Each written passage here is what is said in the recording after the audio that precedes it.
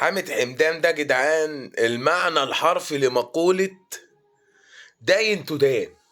نادي الزمالك في أول الموسم ده دخل مفاوضات مع حامد حمدان، وحصل خلاف مع إدارة بتروجيت في الفلوس.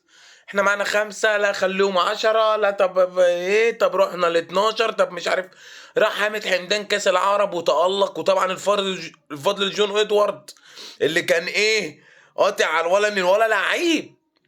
النادي الاهلي لما شاف حامد حمدان دخل بقى ايه فارد دراعاته كده، وانا الاهلي وبفلوسي. كام دافع؟ كام الزمالك؟ 10، انا هخليهم لك 30. راح جاله بيراميدز، اوعى من هنا. لا، هيدفع كام؟ 30 هدفع 50، 50 هدفع 70، 70 هدفع 100.